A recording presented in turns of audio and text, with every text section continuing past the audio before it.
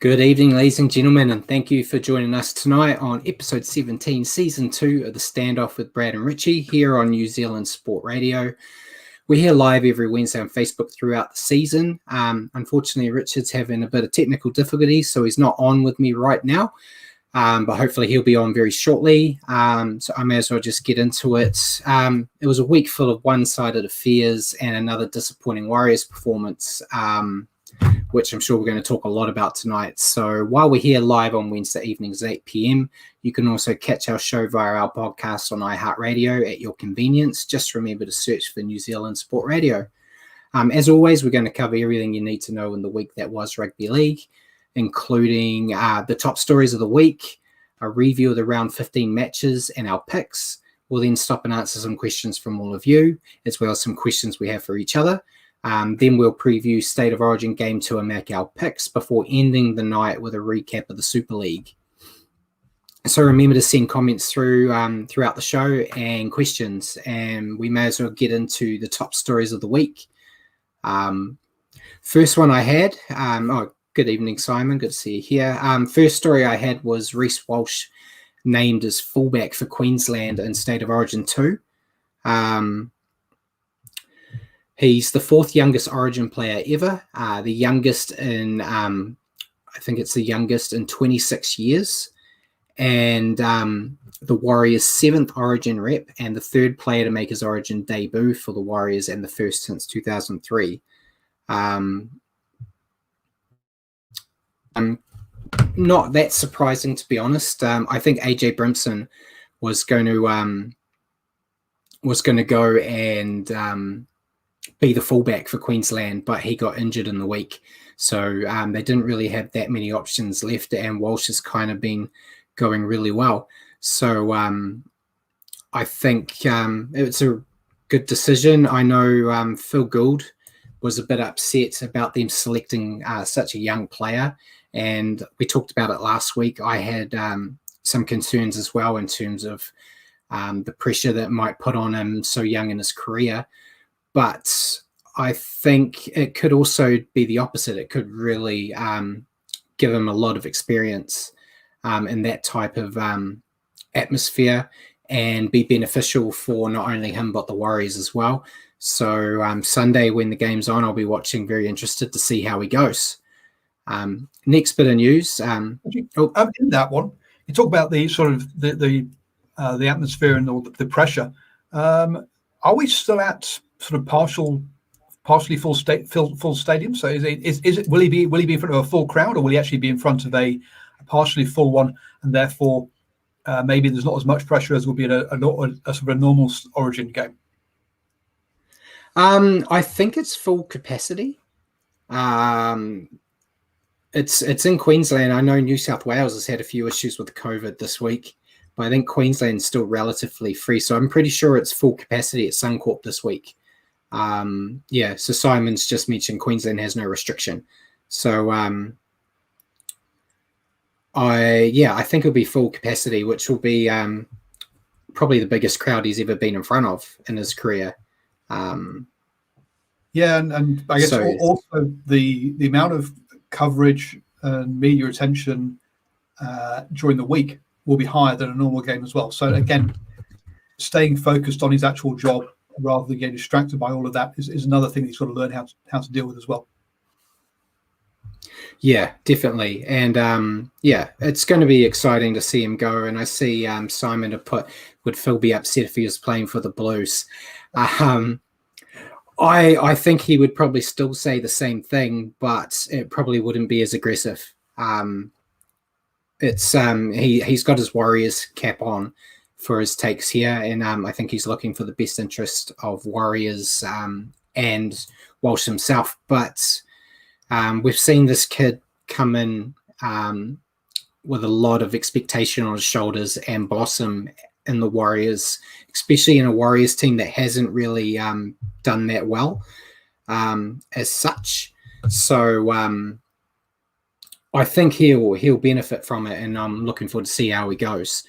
But the next bit of news, we had Ben Aitken has resigned from Fox Sport and has joined joined up with the Broncos as the head of football.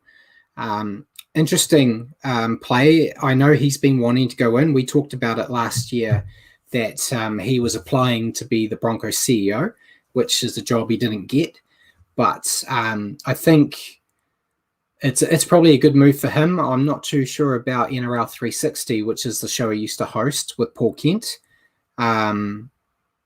It's going to be interesting to see what happens there. I know the show's obviously going to continue, but who is going to replace him will be interesting. I know a lot of people are rubbed the wrong way by Paul Kent, and Ben Aitken was kind of the guy that steadied the ship and balanced everything, because you usually have Paul Kent and their other guests talking over each other all the time. So he was kind of the referee in there.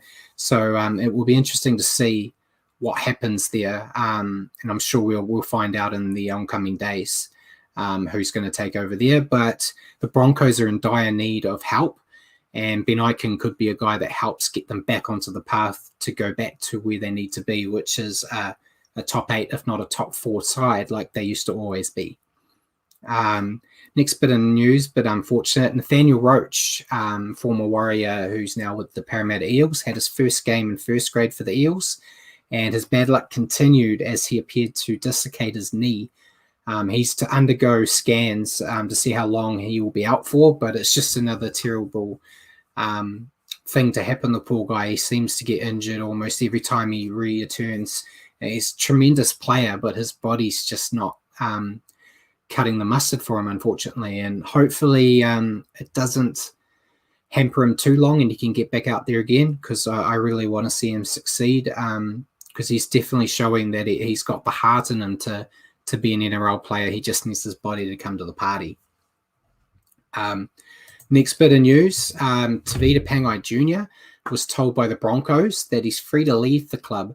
There's rumours the West Tigers are interested in picking him up. It's a bit interesting. I know we've talked about it on the show that Tavita's got his fair share of issues. I'm not too sure if it necessarily... Hey, Richie. Hello. About time you showed up. Fashionably late, as always. Yeah. Okay, so I'm just in the news. I'll let you go over your thoughts on the ones I've covered. So the first one was Reece Walsh being named for Queensland. Phil Gould was a bit upset about it, but what are your thoughts? I'm a Blues fan, as you know. So in this instance, I hope the Blues smash the Maroons, but I hope Reece Walsh has a great game and brings some confidence back to the Warriors. Nicely put. As a Queensland fan, I hope it's the other way, with the same result of Reece Walsh bringing some confidence and success back to the club. Then the next bit was Ben Aitken joining the Broncos as the head of football. Yeah, they've got to make changes, don't they? They really do, because they're in a deep hole.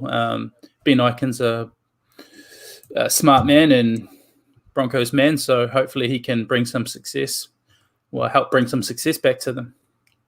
Yeah, and Nathaniel Roach getting injured again, unfortunately, in his first game for Parramatta. Yeah, I saw that, mate. Really upset for Nathaniel. Potentially such a great player, but can't help but thinking this guy is Ben Henry 2.0. Yeah, I'm hoping that he comes back from this one stronger. Yeah. It's dislocation, isn't it? So dislocated knee. I think that might be a bit easier to bounce back from than if it were, something a bit more serious. But yeah, can only hope for him because he's such a good talent.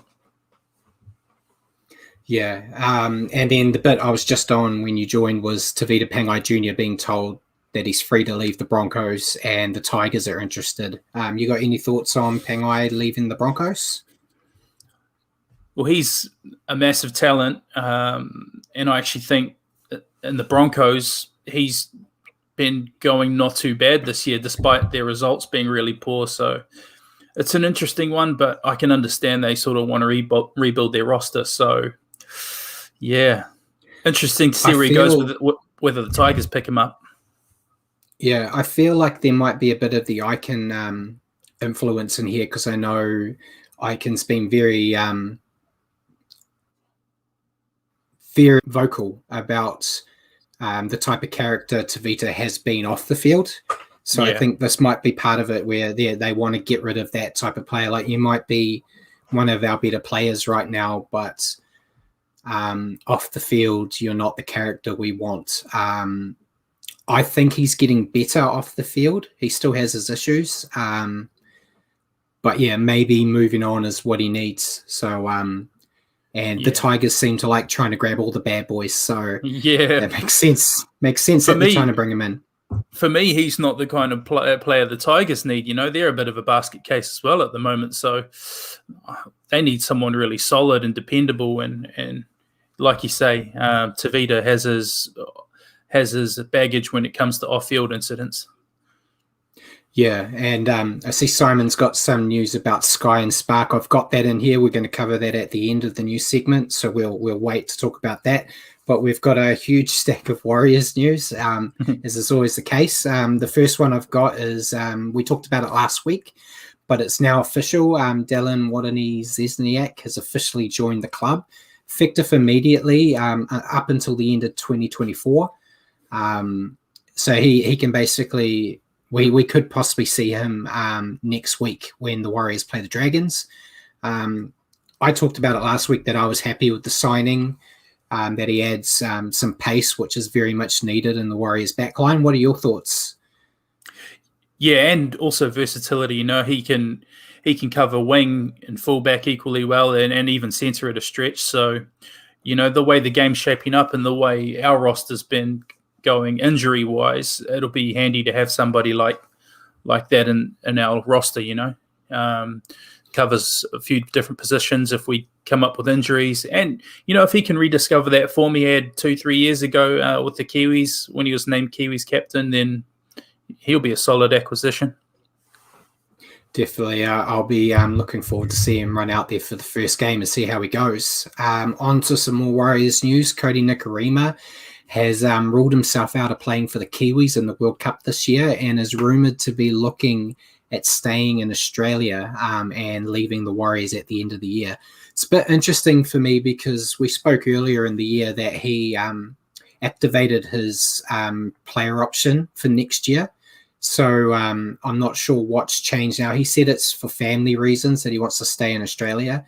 And also had a little bit of a sly dig saying that player contracts don't actually mean anything nowadays and you can just leave, which is something we've been seeing this year with so many players leaving early out of contracts.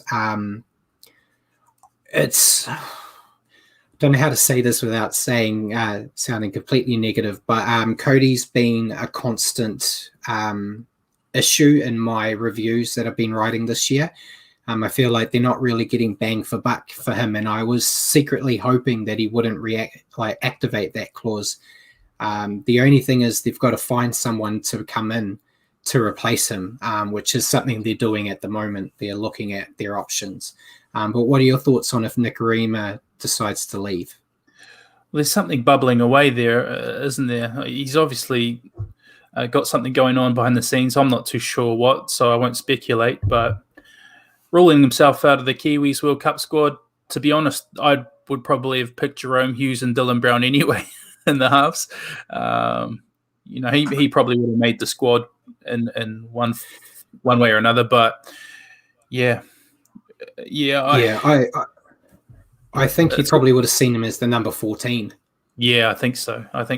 And when it comes to what's happening with his Warriors future, who knows? It looks like we've got, the powers that be are doing some work behind the scenes to find some halves anyway. So maybe that's writing on the wall for him. I think so, yeah. And segueing into that, the Warriors are rumoured to be interested in signing Gareth Widdop, which is something we discussed briefly last week. And Matt Lodge now as well has been pulled into the thing. And it both could be as early as this season. I think the Widdop one has had a bit more development with Warrington saying they don't want to let him go. So it could be a bit like the Sam Tompkins situation where if you want him, you're going to have to pay Warrington a lot of money, which I don't know if the Warriors would actually do. Especially like we said last week, I think the writing's more on the wall that if Widdop does return, it's going to be to an Australian team as opposed to New Zealand.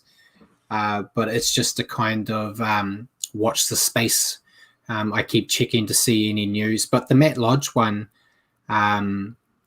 was a bit of a surprise. I think it was Andrew Voss said it during commentary during the Broncos game that he's basically signed, sealed, and delivered. I know there's been a lot of negative reaction to the news. To further add to my thug image that I'm getting on the show, I don't actually mind the signing. I know he's had his fair share of dramas on and off the field, including in that game just gone this week.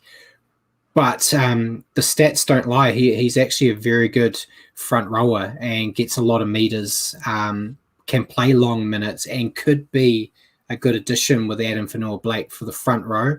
I wouldn't be paying a lot of money for him. I'd be trying to get him on a bargain deal. The fact that the Warriors recruitment manager is his father-in-law could help sweeten that deal, hopefully, but it could also mean they pay a lot of money for a guy that they don't necessarily need to pay that money for. What are your thoughts on Lodge and his potential signing? Yeah, look, you and I are both old school, so we're probably, thugs from the same place. I don't mind it either. When you look at his game, yeah, he's in a team that's traveling really poorly, but he doesn't take a backward step, and he doesn't shirk any action. He on the ball and on defense, he tends to put up decent numbers. So I'm not against it, and I think it will just add another bit more starch to our pack, which is still building. So I'm not against it. It's gone a bit quiet though, the rumors the past couple of days. So yeah, interesting to see what happens. Yeah, and Andrew Voss hasn't been that accurate with his breaking news this year. Yeah. So I'm taking it with a huge grain of salt. But as always, I'll keep my ear to the ground, and if we get more information, we'll talk about it when that information comes around. Another bit of Warriors signing news, which seems to be gaining a lot more traction in the last half an hour. But Chad Townsend, a former Warrior, currently signed with the Sharks, is rumoured to be joining the Warriors effective immediately for the rest of the season. He's, of course, signed a 3-year deal with the Cowboys from next year. Sharks have not been playing him due to the fact that he had a few poor games and he's not in their future, so they're kind of building for next year already. Daily Telegraph has reported that it's a done deal. There's still no official word from the club, so I still wait, but the Daily Telegraph has kind of been on the money the last couple of weeks with all this news when it comes to Warriors players. I've seen a lot of negative reaction to it on social media, a lot of people not happy. I, on the other hand, am very happy with the decision. The Warriors have lost Chanel for the season. They don't have a lot of depth in the halves, and we'll talk about it soon in the review of the game. I don't think either halves did enough for me to put their hand up to say that we're going to take this team to the top 8. Chad is a game manager, which is something the Warriors need. They've got that X-Factor spark with Reece Walsh, but they need a guy that can actually lead the team around the park, and Chad has done that for years with Cronulla, especially when you think Cronulla hasn't been the best type of team. He's always been there to help steer the ship. So I think even though it's just a short deal, it would really help the Warriors get some structure. Yeah, look, I've seen some of the negative feedback on social media too. I don't understand it. We're not looking at a 2-3 year deal here. It's to help us out for the rest of the year. And when I look at the game just gone on the weekend, for me, we lost that game. That was on the halves for me. I mean, when you look at the wind we had, and then we switched it in the second half, and then Newcastle had the wind, and you look what their halves did with the wind, and Clifford and Pearce were making it a nightmare for us. Yeah. At least Chad gives you a kicking game, and we didn't see that really at all from our guys. And like you say, with Chanel out for the season, it makes sense to me. Yeah, and Simon saying guessing this is a short-term contract. Yeah, it's just for this season. So it's I think it's like 200 grand, which is basically what's left on his Sharks contract. They're paying him to bring him in. It's almost like, I know people are getting anti about it, but it's essentially the same as last year. It's Loan like deals. a loan player. Yeah, it's a loan deal, but we're actually paying as opposed to a team giving us a young guy that's not playing at all. We're just going, you don't want to use him, we'll pay him instead of you having to pay him, and we'll take him on. It's from what I've read in the Daily Telegraph stuff, Chad and Nathan Brown have been talking about it.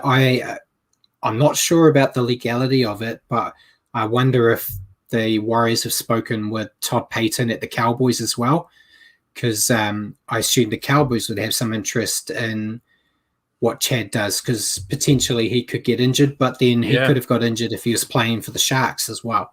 So it's one of those things. But if it does get named official, I think it's perfectly fine. As you said, it's not like they've thrown a 3-year deal on him to keep him. I think I might have been a bit of a different opinion if it was that. Yeah. But yeah, I think to help the Warriors out without a lot of halves coverage, I think it's the way to go. Suppose it's Murphy's Law that Haynes Perham and Paul Turner decided they wanted to leave earlier, because this could have been their time, except Paul Turner is obviously injured, so it wouldn't have helped him. But Haynes Perham could have found himself getting first grade as opposed to playing reserves for Parramatta right now. Last bit of Warriors news before we move on. They're also rumoured to be looking at Cade Cuss from the Sea Eagles. He's a hooker half for Sea Eagles, hasn't been getting a lot of game time. He started the year getting time for them, but has kind of fallen out of favour with Manly the last few weeks, the last few months. And yeah, Simon said it's fine for a short term. Beggars can't be choosers. That's right. I've seen a lot of people saying, why aren't they getting Sean Johnson and stuff? And they seem to not be understanding that it's for this year.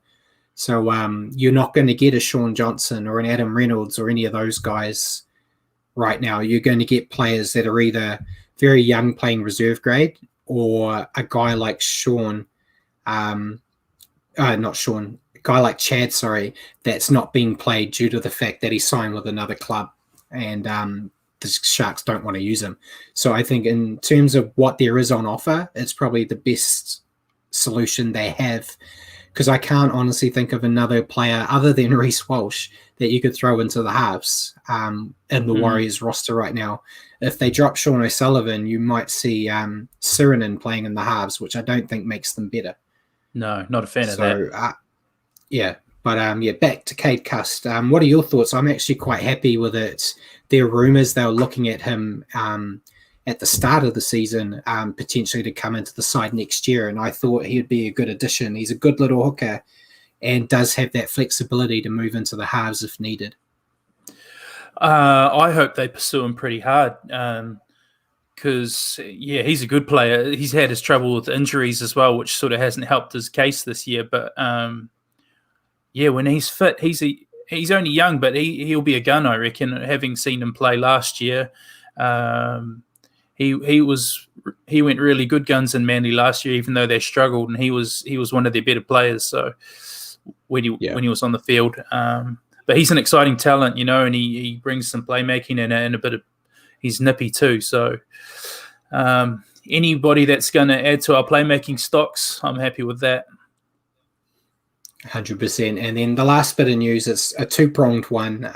They kind of flow into each other, but Spark Sport have earned the rights to broadcast the Rugby League World Cup this year. I know they've been campaigning hard to get a winter sport. We've talked about that on an episode quite a while ago, but they've been really campaigning to get it, and it had me concerned that we could see the NRL move to Spark when the deal was up, which had me concerned because I only have Sky for rugby league, so I'd have to go and invest in Spark. Going to have to do that for the World Cup anyway.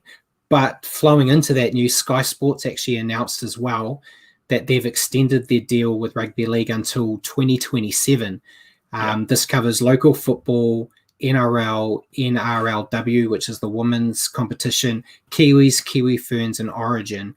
And I actually pulled up the press release because they had extra information on there.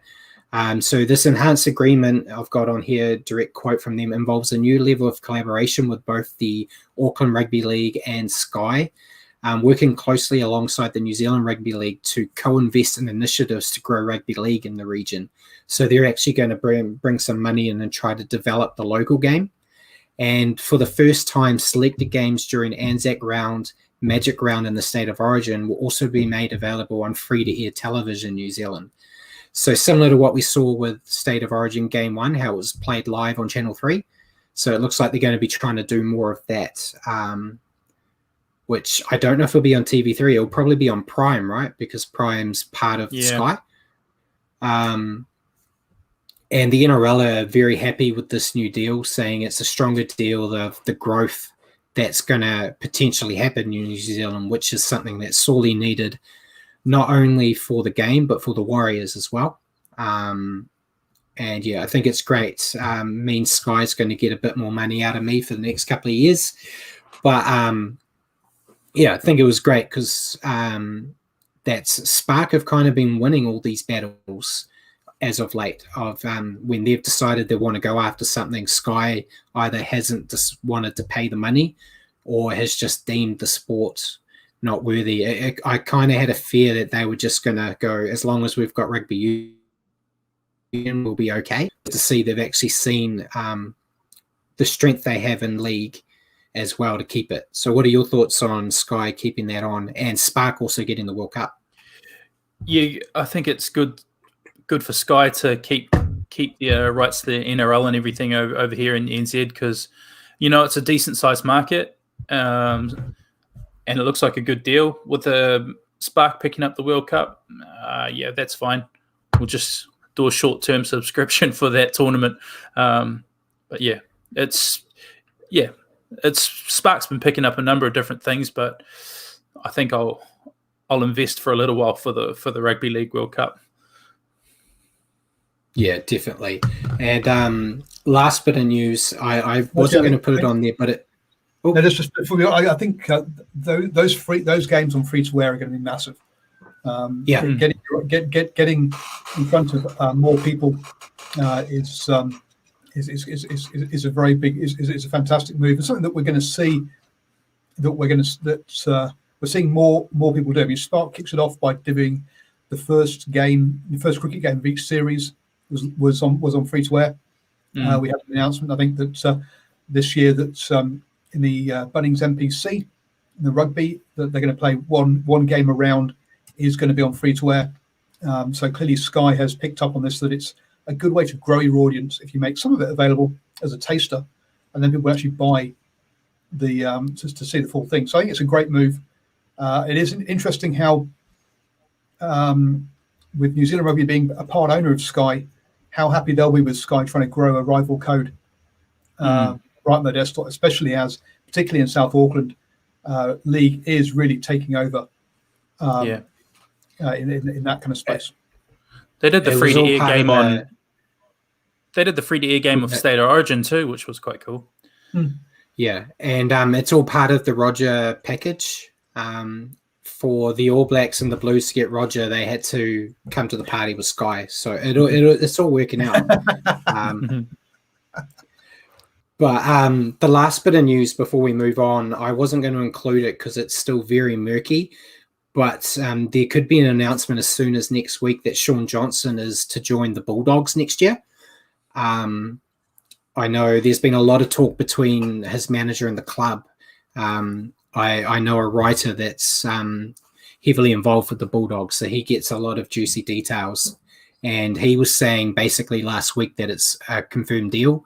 I know I talked to you about it, Richie, off here. I want to wait until we've actually heard something, but I think it's a great signing for the Bulldogs. If you look into if he does officially go there, you have Sean Johnson and Matt Burton as their halves. But I think that's really good. Yes, Simon said, I'm not sure about the Bulldogs' finances, but I have to work for them. They seem to be buying everyone at the moment. The Bulldogs are becoming the Roosters 2.0. But they need to bring in people. They've been struggling for a very long time, and they need to get players in. I still think they're missing some forwards. I think they need someone to help Luke Thompson. And until they get that, you could very much find Sean Johnson stuck in the same predicament he was at the Warriors, where he's expected to do all the magic with no backing up from his forward pack. So could be tough for him. I was still softening on the idea of the Warriors trying to lure him back, but I think there's still not enough water under that bridge. Sounds more on the Warriors side because Sean seemed very keen to come back. So be a great deal for the Bulldogs. What are your thoughts on that? I agree with you that they still seem a bit lackluster in the forwards. They've got a couple of good individuals in there, but you never really see the Bulldogs dominating other packs. But if they sign Sean Johnson, Johnson and Burton are a serious upgrade on Wakeham and Avarillo as a halves pairing. They might win a few more games next year on that alone. Yeah, and it'll be interesting to see what happens with Kyle Flanagan, because he was kind of brought in there to be like the settled half, and he's kind of just fallen away, and he could potentially be on the outer with yet another club. Unfortunate for him. He does have a lot of talent. I just think he's kind of like we've seen with a lot like Reece Walsh, a lot of these other young guys where there's a lot of pressure throwing them on early, and it seems like he hasn't been able to cope. I can't speak for him personally, obviously, but he doesn't seem to have coped with that pressure so early on. But yeah, hopefully we see something happens with him either at the Bulldogs or at another club that picks him up.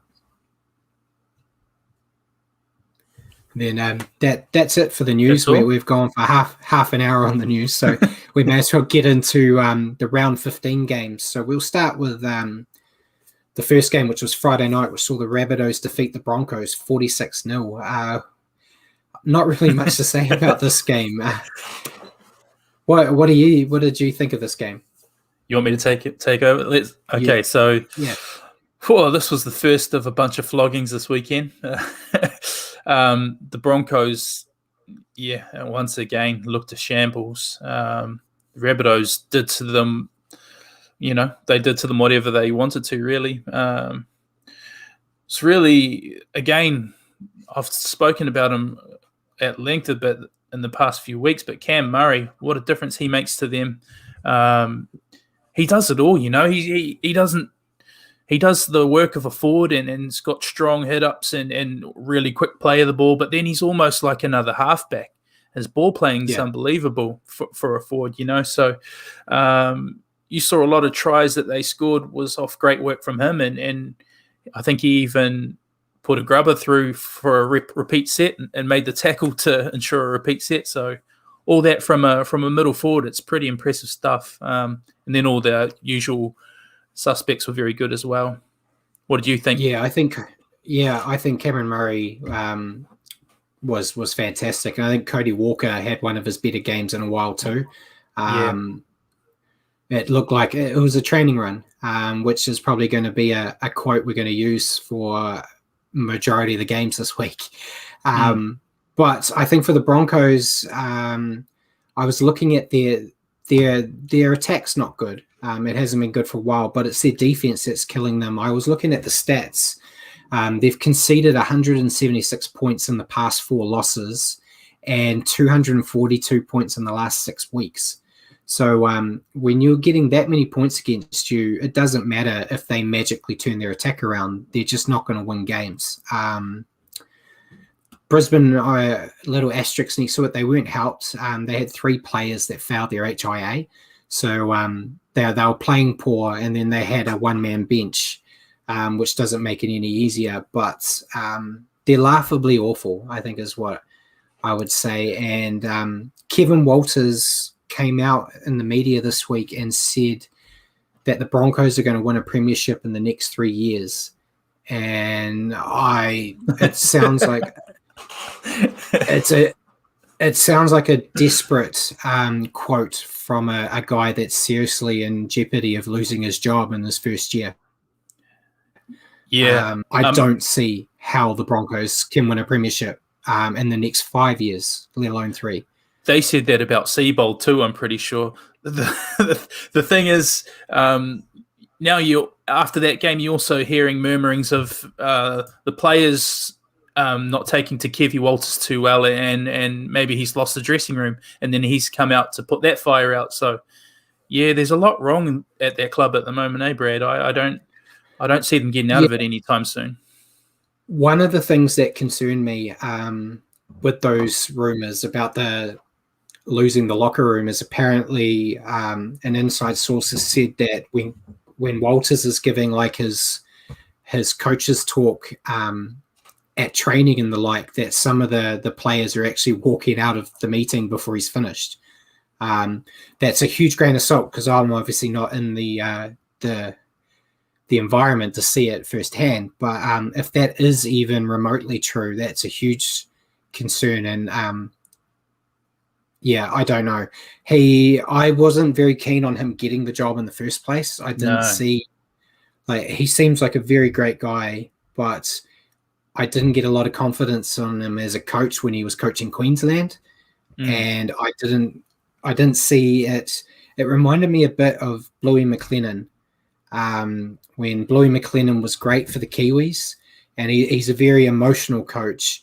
And I feel like these emotional coaches that try to like get something from inside of their players is great for short spans, but not for a 6-month season type deal. That eventually all that talking and trying to get everyone up emotionally doesn't work.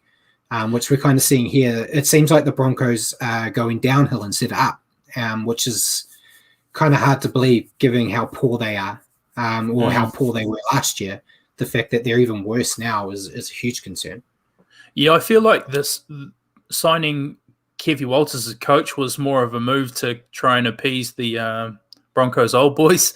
He doesn't have the credentials of a of the better coaches in the NRL, and the rot runs deeper than hiring Kevy Walters to fix it. I mean, you see it. You see what them trying to put out the fires now, and some people higher up moving on and bringing on Icons. So, yeah, they have to do some serious work there.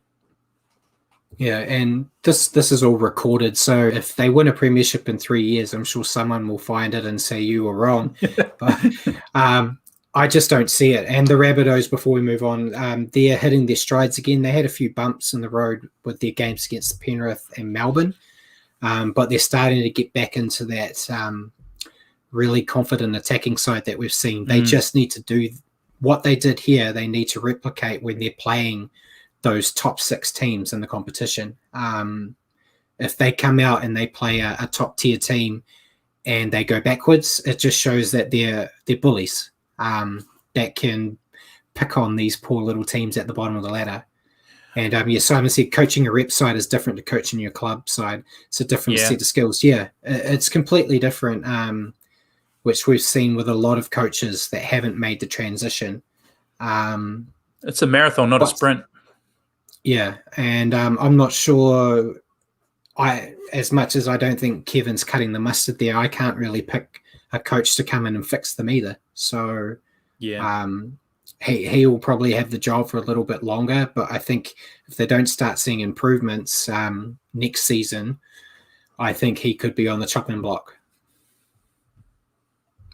Next game, we got a bit more of a closer fought encounter, and the only tip that we had different, and I was lucky with this one, but the Sharks came out victors 26-24 over the Cowboys.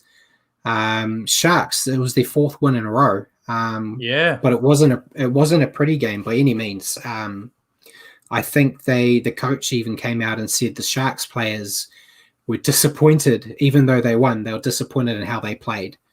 It was very messy. Both teams weren't really playing their best, but I think Sean Johnson, once again, he had another good night. He kicked 5 from 5 at the kicking tee, and that ended up being the difference for them. There was a controversial sin binning to Reece Robson from the Cowboys. In fact, there was actually news after the game that the NRL, the head of the refereeing, actually spoke to the ref and basically asked what he was doing because it was the wrong call. Doesn't help the Cowboys now, but I don't know if they would have got the win anyway, but they did make it close. Both teams still have a lot of work to do if they want to be in the top 8, though, I think. Well, the Sharks going 4 on the trot is going a long way to putting them back into contention for the finals, because I think a few weeks back, you and I were probably writing them off almost. But you can't argue with 4 in a row, and they're beating teams who are around them on the table, which is, from a Warriors fan's point of view, I wish that's what we were doing. But yeah, I was going to zero in on that sin binning as well, because that was poor. I mean, that's another one where the Sharks player almost, I don't know what happened there, but he's fallen forwards into the tackle, and he's been collected basically knee high.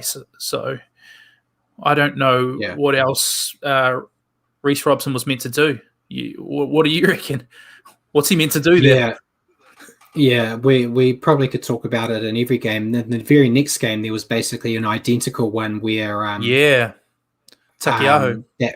Takiaho had the same exact situation, and they basically come out afterwards and said, no, it was the wrong call. So I'm hoping that with these, they're not apologies to the players, but I'm hoping that it's going to show that there's going to be a bit more common sense in that type of thing. I still, like we've said, and despite my opinions on the show, contact to the head does need to be addressed, and I have no problems with sin binnings for a thug contact. But when you have guys slipping over and in a split second going from where they are to way down when a guy's already committed to the tackle, I think there needs to be leniency there. Even if they want to go as far as penalizing them, going, look, I know it was a complete accident, but we're penalizing you for this here. I think that's at least a step in the right direction. But sending guys off for something that happens even fast when you're looking in super slow-mo not fair. Needs to be addressed. Yeah, it's especially in the conditions we saw in the weekend where it was raining cats and dogs and people were slipping over everywhere. But I don't know what to make of the Cowboys at the minute, though. A few weeks ago, they were the ones winning sort of three on the bounce, and now they've taken a 50-point hiding and then lost to the Sharks in consecutive weeks. So, yeah, they're a bit hard to get a gauge on right now. I think they're just making poor decisions on attack and are missing some X factor. I think if they had a little bit more spark in attack, they could actually trouble some of these teams. But they're another team in that middle of the pack, which is really helpful as a Warriors fan if they keep dropping games here, because the Warriors are going to need all the help they can get, if I'm brutally honest. Absolutely. But yeah, it's at least keeping the middle of the ladder competitive and interesting. But that takes us to the next game, which was one of the games I had earmarked as game of the round for me, which was the Panthers defeating the Roosters 38-12. Panthers back in the winner's circle after having a fortnight of feeling what losing's like. And I think Nathan Cleary was just at another level in this match.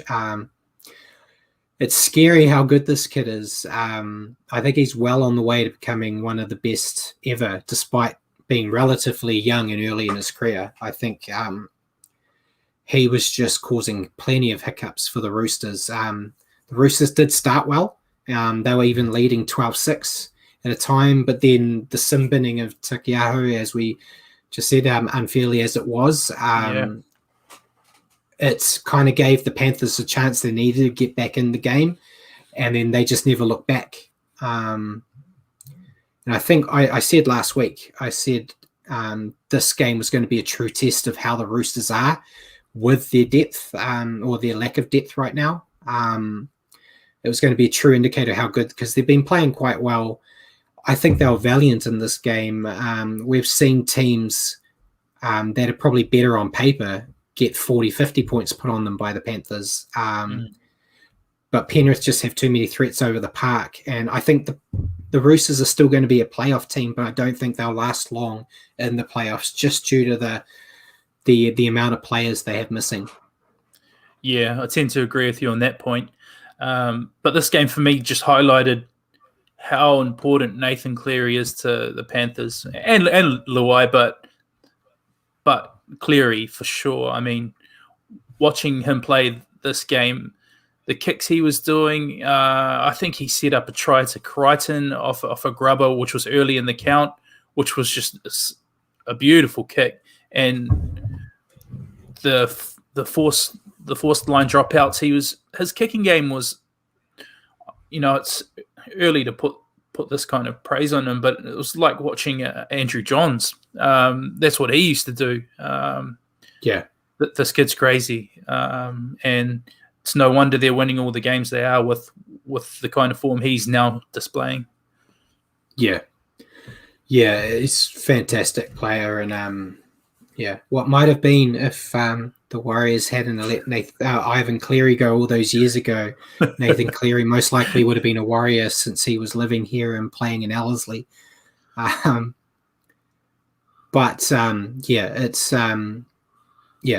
Fantastic player. And I see Nigel saying his internet's really bad and you'll catch the replay. Cheers for joining us while you could, Nigel. Yeah, hey, Nigel. We'll go to the next game, which was probably the game we're going to talk the most about. But the Knights defeating the Warriors 10-6. For me, before I let you start, it was just a frustrating game for me to watch. It was horrible weather and both teams played badly. I think I still would have been disappointed even if the Warriors had won. It was really a soul-sucking game for me, but I'll let you take the floor before I make everyone sad. Soul-sucking is the perfect way to describe that one, Brad. I mean, I know the conditions were really terrible and there was rain and the wind was crazy.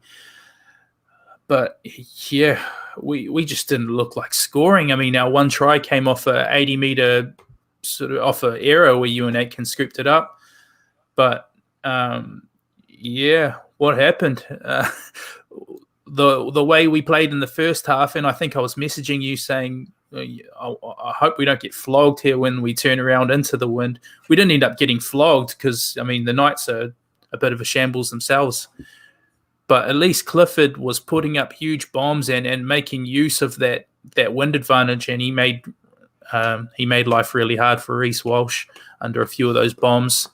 It was a tough watch, mate. And the thing is, we're dropping a lot of these games now against teams who are around us and close games. I think that's twice to the Knights now.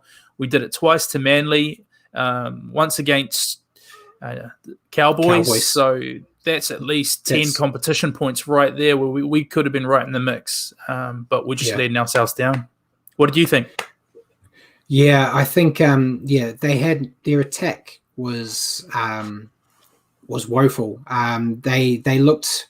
There's basically three moments in the game where they looked like scoring. There was the one where they did score with Ewan Aitken scooping the loose ball and running the length of the field. Before that, you had Reece Walsh run 60, 70 meters after catching a bomb and almost scoring. And then there was also one where we put a kick up and Reece Walsh almost grabbed it over everybody and was inches away from scoring. But apart from that, they didn't really look like scoring. And I think the worst moment in the game for me was after they scored that try, they let the kickoff bounce and then got tackled in their own goal, which I've never seen that before. I've never seen a team tackled in goal straight from a kickoff after scoring. It kind of just showed how messy they were. I came into the game a bit confident that Sean O'Sullivan would step up and play well. He didn't. He played really bad, which is probably the reason why this news about Chad Townsend's come up, because he clearly showed that he can't fill in for Chanel week in, week out. He might have come out against the Dragons next week and played a lot better. But you need someone that you can rely on every week, which is something they don't have. Well, he's been playing pretty well in the level below, I think, hasn't he? But I think it shows the difference. It shows the difference because I think he had one where he grabbed it to himself on the 4th tackle, and then another one where he's caught on the 5th, just caught dead with the ball. Wasn't the flashiest night for him. No. And yeah, their defense was horrible as well. They missed 43 tackles in this game against a team that wasn't playing well in the attacking sense. So when you're dropping that many tackles against another poor team, it's just horrible. Brief highlight I want to have is Taniela Otokolo. He made his debut. I think he looks promising. He is a renowned runner of the ball, but we didn't get to see that. The weather didn't help that, and I think if you see a bit better weather, you might see some time out there where he gets to run a bit out of dummy half. But he did enough to show me that he should be in the 17 every week for the rest of the year, even if they're bringing him on to give Jazz or Wade Egan a spell at hooker just to keep it fresh. But yeah, I think they've definitely got another young talent on their hands. And yeah, hopefully we get to see a bit more out of him in the upcoming weeks. But the Knights have kept their season alive with this win, and the Warriors have put themselves into more trouble. They really need to get some wins together. And unfortunately, they have some big games coming up, which will make it worse. Yeah. Should we let this one go, Brad? Should we move on from that one? It's pretty painful. So. Yeah. It will take us to the Dragons defeating the Raiders 22-20. These bloody Dragons. I can't pick them. Every time I go to write them off, they come out. I would have put all my money on the Raiders winning this game. I thought the Raiders have been poor, but they got that win last week, and I thought we'll start seeing them click into gear, and especially against my wooden spooners, the Dragons, I thought they would have done it. But yeah, the Dragons it was basically the Raiders we've seen for most of this year. They played really well first half, really bad the second. And Ben Hunt and the unwanted Corey Norman kind of had the games of their lives here. Ben Hunt obviously had Origin to play for, and I think that's why you've seen he's made the cut this week, and he got them a 40-20, and then Corey Norman got a try to win the game. They weren't perfect, the Dragons, but they played exciting football, which is what you need to do against struggling teams. You play some exciting, positive football, you're going to get the rewards. And yeah, the Raiders, I've got nothing much to say. I don't know how they're going to improve right now. Yeah. That 40-20 that Hunt kicked too, that was almost like a 20-10. That was a huge one. And I think much like the Warriors game, it was very windy conditions, and the Dragons their Dragons halves used it a bit better. The Raiders, I think a couple of weeks back, I had sort of had the pencil out and was putting a big line through their name for the year. Then they had a win last week, so I was pulling the eraser out for that. But no, I think I'm pulling the pen out this time. Yeah, they keep doing this, mate, and I don't know if they're going to stop doing it. They're blowing halftime leads with alarming regularity. Yeah, exactly. Yeah, so not much more to say about that game. I don't see either of these teams making the 8. I still think the Dragons will fall out, but I've been saying that every bloody week, and they keep staying in there.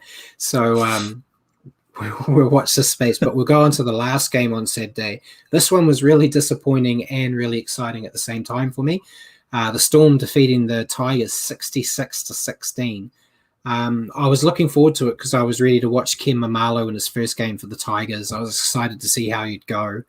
And it was a murder. It was a massacre that we're watching. The Storm were leading 40-0 at halftime. And they slowed down a bit in the second half, and the Tigers got a couple of tries in the back end of the game. But at that point, the Storm had Harry Grant was off the field. Brandon Smith was completely out of his gear because he had a little bit of a niggle.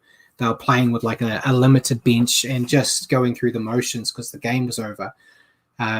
Scary. It's the most points scored by a team this year now. And the Storm is still my pick to go all the way. I think that they are very dangerous, especially when you have Ryan Pappenhausen probably back as early as next week or the week after.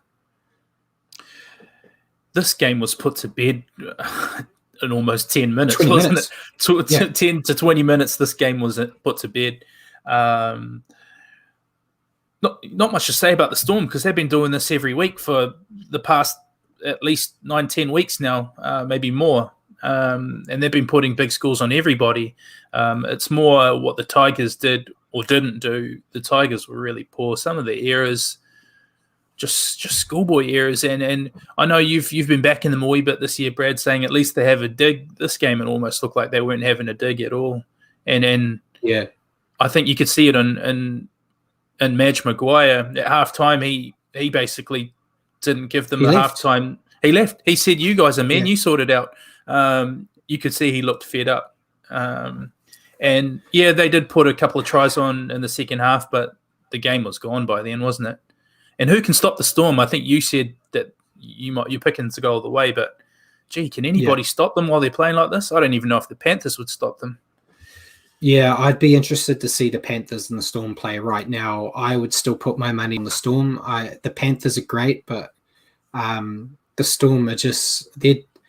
Penrith have threats all over the park. The Storm are just threatening in every position.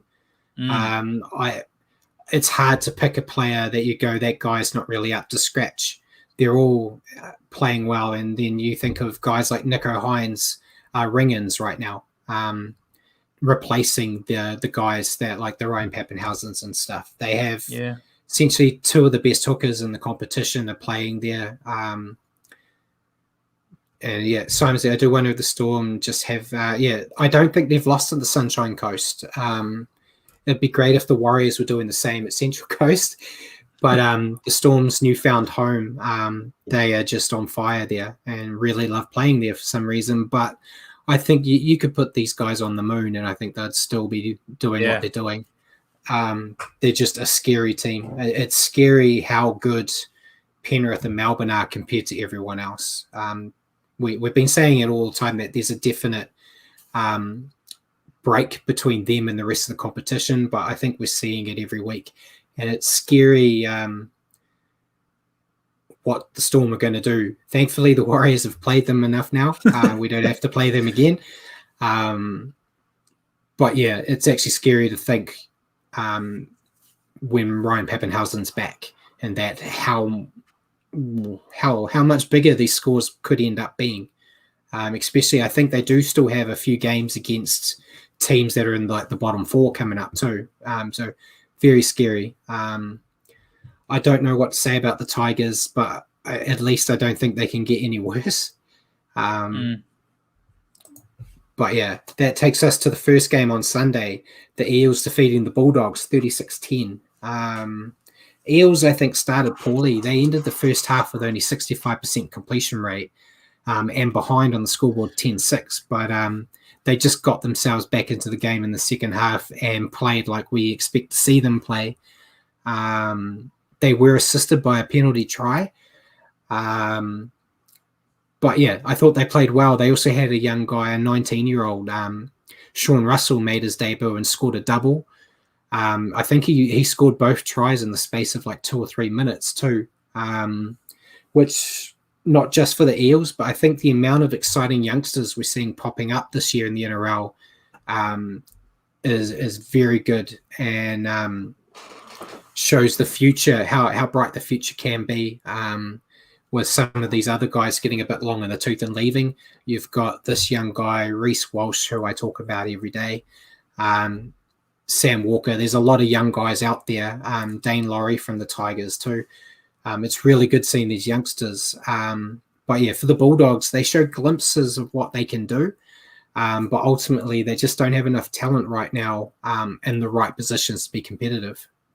What do you think? Yeah, well, that first half was really tightly contested. And I think Napa went over and got his first try, I think, in 2-3 years. I think it was when he first got to the Bulldogs. I think he scored in his first 2 games, and then he's had nothing since then. So that's good for him. But I think it was more down to the Eels being poor and making a lot of mistakes. You know, you saw once they clicked, it was only ever going to be one result. I think, you know, they were way too classy for the Dogs. Yeah, definitely, and yeah. The Eels, they won't be happy that they only won by 26, but they got the win, and they just need to start this one. But it's yet another team that has the potential to put cricket scores on everyone, which is further showing that basically NRL is a 4-man race between. You could fight for 5 with the team we're going to talk about next, but Penrith, Melbourne, Rabbitohs, and Eels are kind of like the 4 teams right now. And the 5th is the team that won in the last game of the round, the Sea Eagles, where they wiped the floor with the Titans 56-24. Crazy game. Another blowout. Yeah, blowout. For me, I think Tommy Turbo, he wasn't the only guy that made an impact, but he definitely was involved everywhere. What do you think of this game? It was crazy, mate. I didn't see that first half coming, to be fair. I think the Titans were 100% completion rate. 24, was it 24-6 or 24-8? They were all over me. Yeah, I mean, they were dominating. I know a couple, they getting tries off kicks, though. But, yeah, the Titans, their defense came back to haunt them like we've been talking about. I mean, how do you build a nice lead like that? It's almost Raiders-like. But then the amount of points they conceded in the second half was crazy. But the Sea Eagles have been on a purple patch, so I think the second half was more the real Sea Eagles rather than the first half, and Tommy Turbo does what he does. But I think the past couple of weeks, Dylan Walker coming off the bench as a number 14, he's been playing really well for them as well. Their halves were good, but Dylan Walker's a nice addition now that he's playing and coming off the bench. He had a hand in a fair few tries, and he was looking good again. What do you make of the game? Ruben Garrick, I think, played well as well. Scored 4 tries. Had a shocker with the boot, though. At one point, he had scored more tries than conversions that he had kicked. He's a decent nick, though. He's a decent nick. And Tommy Turbo, he scored a hat trick as well. He set up 3 tries. He was just a nuisance everywhere, and the Titans, we said it last week, probably every week of the season basically, but they don't know how to defend, and their game plan of outscoring their opponents is going to work some weeks. When you're against a team like Manly, that type of plan doesn't work, as we saw. They got themselves a lead, they were comfortable at half time, and then it was 48-0 in that second half. That's Manly. Crazy. That's crazy. You can't turn off. I don't care what team you are and who you're playing. You need to play for 80 minutes because every team can do that. Well, not every team can do what Manly did in that second half. But if you give any team in this competition a sniff, they will give you a run for their money. We've seen it. Even teams like the Warriors, who haven't been that great, they've had second half comebacks this year where they've either come really close or they've overtaken the team. If you get a good lead at half time, you've got to keep building it and stomping out any chance that the other team gets. Until the Titans learn that, they're in trouble. So that's round 15. And our picks, I got 6 out of 8 because I picked the Sharks over the Cowboys. And you're 5 out of 8 because we both got the Warriors game wrong and the Raiders game. We're now 82 out of 116 each. We're seeing the ladder there. Melbourne still at the top. Penrith right behind them. Parramatta and Souths 3rd and 4th. The Roosters are still stuck in 5th. Manly in 6th. We haven't really seen a lot of change. It looks almost identical to last week. St. George and the Sharks are stuck in the top 8 due to getting those wins. Cowboys just on the cusp at 9. Canberra at 10th despite the loss. The Warriors are staying at 11th despite the loss.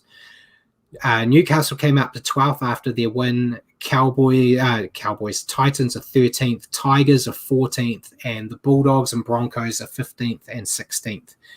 Tigers, I think, are lucky after that smashing. I thought they might have dropped due to points differential, but they've got enough wins to keep them a bit comfortable. It's where are we drawing the line? Are we staying with 11th?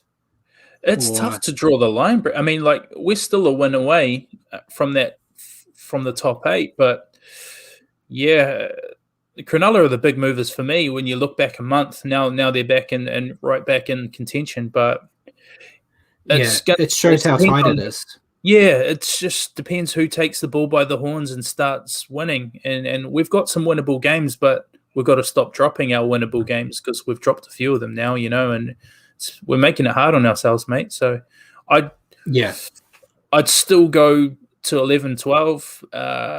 In theory, any of those teams start winning a few games on the trot, and you're right back in the hunt. But the way Gold Coast have been playing, I don't see them doing it. Yeah. So from them down, I think. Yeah, that's fair. I think in the next couple of weeks we'll start seeing a gap start to eventuate because there are a few teams that are playing each other, which will create a bit of a gap, and then we might be able to be a bit more confident in where we draw a line. Because I feel like every time we draw a line at the moment, we're having to change it the next week due to the current results. So that's the table. Are there any questions from anyone out there, Paul? Yeah, I'm going to throw one at you guys. We've had a whole bunch of. Well, we've seen have kind of blowouts most weeks. Is this a sign that the salary cap isn't working in the NRL, or is this a sign there just isn't enough talent out there, and therefore should they really be thinking about expanding to another team in Brisbane, etc.? To be honest, I think it's just down to the new rule change. I think the 6 agains is what we're seeing. You'll see a team will get a lead, get 6 agains, and build momentum, and it's really hard to turn that momentum in your favor if you're behind, because generally when you're behind, you're kind of testing those rules a bit more to try to get yourself back into the game, and every time you get pinged, it's another 6 again, and the pressure just mounts. And I think once you get on that roll and the ref's kind of on your side, so Simon's agreeing. He says he thinks it's due to the new rules. I think if they relaxed it, you think like they changed the rules a bit last year, but there weren't as many blowouts. And some would say that Penrith and the Storm were just as good last year as they are this year. I think that rule is the change. If they came out tomorrow, which the NRL are most likely known to do, and say we're changing the rules again, you might see tighter scores. I've also seen rumours that they're potentially thinking about changing kickoffs, but they're backpedaling a bit because of the amount of rules. At the moment, if you score, you get the ball back, and they're wanting to change it to if you score, you have to kick. But that I don't think is going to happen anytime soon, because they are really aware that they've changed everything this year and they don't really want to add more. And Simon said some teams before the pandemic were built with more bulky forward pack and the rules changed. Yeah, the new rules have completely changed the game and who you need. Having your big boppers up the middle used to be the golden rule. As long as you had a big forward pack, they would steer the way, and now it's these smaller guys that are really making headway in the game. And yeah, I think there's more than enough talent. We're seeing the amount of young talent coming through as well. It's just, I think the rules are not helping anybody unless you're the ones getting the advantage at the time. Do you think so? Are we seeing? Have you seen some players slim down from last season to this season and change their sort of strength and conditioning? Not yet. Just seeing some players that might not have been getting the chance last year. You're seeing a few more teams going with 2 hookers on the field at the same time, and the second hooker becoming the lock instead of having a big lock. And some of the more mobile props making a headway into it instead of having your big, like Andrew Fafita's probably a good example. Andrew Fafita's basically disappeared because he is one of those old big props that runs and gets you all your meters, but is a lot slower. And you're seeing him disappear and having more young, vibrant players come out. Sad to see as a former prop, I wouldn't be out there. Because of that's not my style. Not that I would have been out there before, but there's a number of reasons why you wouldn't have been out there. But that's I think the boots are still there, Cameron George. If you're watching, I can come back. But you see it in State of Origin and rep selection too now. You see New South Wales picking somebody like Cam Murray out on an edge as an edge forward, where traditionally you might pick a larger, more dominant sort of body, physique style player. But Cam Murray's not exactly a huge bloke, but he's very mobile with ball playing. And yeah, I agree with Brad. It's just the way the rules are sort of dictating the game at the moment. No other questions from the live chat. Cool. So I've been talking too much, so I'm going to ask you a question to you, Richie. Cool. It's about the Warriors, as always. But what changes would you make to the Warriors so that they make the 8 this year? Can we make the 8 this year? Wow. It's a tough one, Brad, because, on talent, yeah, we should be right in the hunt, but we have had a lot of injuries in key areas, like Chanel dropping out. So we haven't had a lot of continuity in our halves. And so now the talk, I'm not sure if it is over the line now with Chad. From all reports, it is. He could help, but also maybe it's a disruption, all the chopping and changing. But he brings a lot of experience. If he does, I'm all for it, and I'd be starting him halfback for the rest of the season if he's able to and stays injury free. We've got pieces in the right places. Like we just need more output from some of them, like Cody Nakarima is an example. I'd keep Reece Walsh at fullback, and if we get Dylan, we do have Dylan Watini-Zelezniak, so I'd pop him on a wing, Roger on a wing, but I'd be telling Roger, don't stay on that wing. Go hunting for that ball, almost like Tommy Trbojevic did in State of Origin, where he was playing right centre, but he was popping up everywhere on the left side as a ball player. That's what I'd be telling Roger. Roger, if he plays wing, he still needs the hands in his ball a lot, his hands on the ball a lot. So I'd be telling him, don't wait out there. Jump in as second receiver or, on the block plays and do some playmaking. And we need some output from our forwards. It's not like we can make a lot of changes, but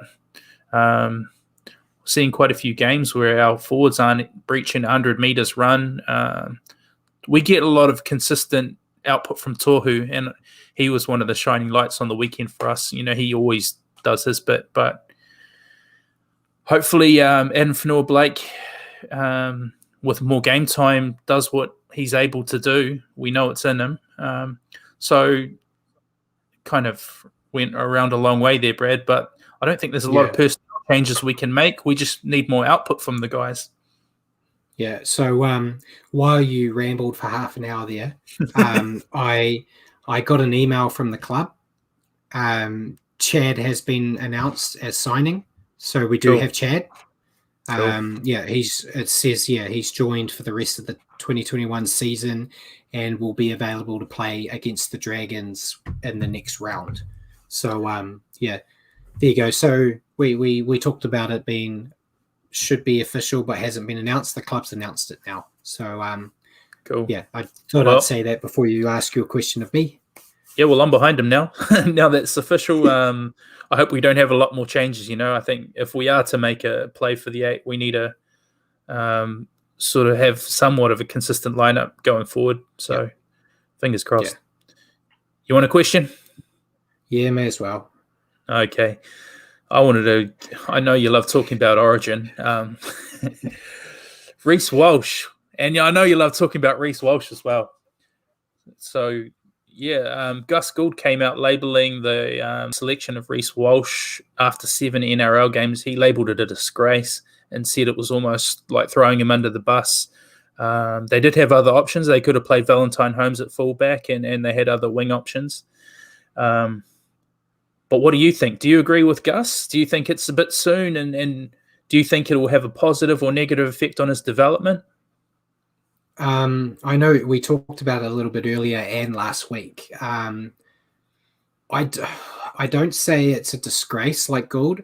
I think it reeks of the desperation Paul Green has to get Queensland back in shape. I know we said after the last game that changes needed to be made if Queensland were to be competitive against what is a scarily stacked New South Wales team. I still think it's too early in the guy's career. Like I said, 7 games. But as a Warriors fan, I'm also excited at the experience he can get. In an ideal situation, I would have liked him to have gone to Origin camp and been there, but not had to play. Like if you had, if you go back a few years when you had like Billy Slater and stuff at fullback, if you had him in the camp, just learning off the Cameron Smiths, the Billy Slaters, I think it would have been great for him. That's not what's happened. I'm hoping that he can still get that same atmosphere off everybody, and I hope he hits it out of the park. I think we didn't touch on it in the Knights game, but they were pressuring him all night, and if they weren't kicking balls down his throat, they were hitting him late and hitting him hard, dropping knees on him in the tackle, which I didn't like. So there was a lot of guys really putting it to him, but he's a tough little bugger. He keeps getting up. I'm hoping it has a positive effect, but I can definitely see I don't think it will have a negative effect because we've seen him in some, let's be honest, embarrassing performances from the Warriors team.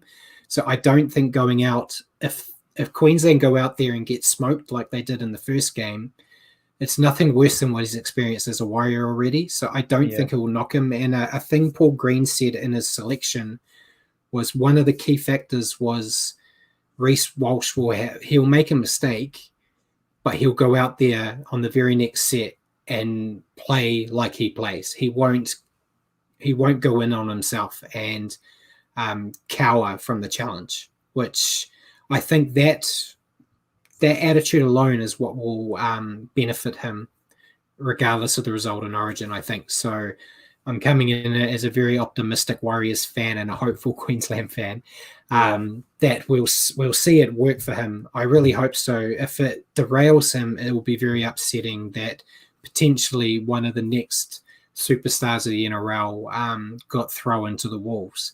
But yeah, I've got confidence in him. Oh, look, this is a boyhood dream for him, so I've got no doubt he's going to give it a red-hot go, and he's a confident young lad.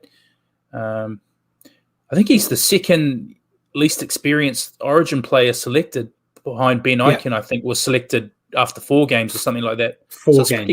Ben Ikin made it after 4, and he's in there after 7. Pretty crazy, but I'm sure he's going to give it a red-hot go, and even as a New South Wales fan, I hope he goes really well. Yeah, it further puts the pressure on Kevin Walters as well, I think. Yeah.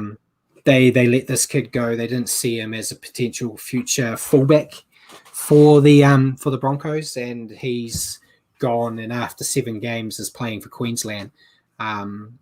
It'd be pretty bitter pill to swallow, I think. But we may as well keep talking about Origin since you love it so much. So let's go into State of Origin 2 and our picks. There's actually 2 games. We haven't covered it very often, but Friday first is the Queensland women versus New South Wales. I didn't have a lot of backing on that, but I think Queensland will win that just due to the fact that Brisbane have been so dominant in the women competition, and it's essentially their team. But the main game is on Sunday, which we see there in our nice little picture at Suncorp Stadium. I know you've picked Queensland in this game, which is a very bold move of you, but I'm going with Queensland here because you have to. It's at Suncorp. I'm one behind in the tips, and I'm confident that it's that Walsh factor. I love the kid. It's probably getting to restraining order levels. But yeah, I'm hoping that they at least are competitive. That sounds a bit defeatist, but if you look at that team from New South Wales, that team is scary. I think if you saw that announced as the Kangaroos, you wouldn't bat an eyelid. That team is crazy stacked. But the Queensland team has faced adversity against a big team before and come out, and they might surprise. So yeah, I'm edging with them. But yeah, it's going to be very exciting to watch Reece Walsh at least. Yeah, you know what? I think history tells you that even if New South Wales have a good win game one, Queensland don't tend to take back-to-back big losses. You know, I think from what I read, they all reviewed the game. They all sat down and watched the game and had some harsh criticisms of themselves after that session. I think they're going to be up for this game. They're going to be firing. So I don't think you're going to see the same sort of scoreline we did in game one. Said that, I see too much class in New South Wales team. I think they might close out the series here. But I don't think it's going to be anything like game one. I think it may be a lot closer, especially at Suncorp. Yeah, definitely. I had some Super League news, but we're going a bit long here, so I might hold that for next week. The only, rather than the results, the only thing I'll really touch on is George Williams, released by the Raiders, obviously. It's been announced he will not be returning to Wigan, despite coming back to Wigan being part of the terms of his release. Warrington are favourites to sign him. With Warrington also interested in keeping Blake Austin and Gareth Wood, it would be interesting what happens there. That just shows me that they're potentially losing Woodett. That's how I would see it. But yeah, Wigan's CEO came out and said that George Williams spoke with him and basically said, I know I promised I'd come back to you guys, but there's another team offering more money. So I'd rather go there. And he said they didn't want to force him, saying they don't want a player that's heart's not in playing for Wigan. So, yeah, I understand it. I wouldn't really want a player that's there because you're forcing him. So I get it. But yeah, and Simon's also said England and All-Stars play this weekend in a rep round. But there's also Super League matches playing at the same time, which is interesting. You think they would give them the week off, much like the I don't know, but we'll cover. I'll cover the round 11 games and the England All Stars game next week, since we're running out a bit of time. We'll have time next week because obviously there's no NRL games, so we'll have a bit more time to talk about that. Because I don't want Richard to talk for an hour about Origin. So anything you want to say before we sign off, Richie? No, just as always, thanks to everybody for the comments. We're gonna have a bit of time on our hands this weekend, Brad. What are you going to do with yourself? I think I'll have to spend time with family since they haven't seen me for months. Good call. We'll work it out. But yeah, ladies and gentlemen, thank you all for tuning in and joining us on the Standoff with Brad and Richie for your weekly update on rugby league. Tune in to our show next week at 8 p.m. here on Facebook or at your convenience on iHeartRadio. Just remember to search for New Zealand Sport Radio. Thanks again for joining me, Richie, and good night, everyone. Cheers. Cheers all.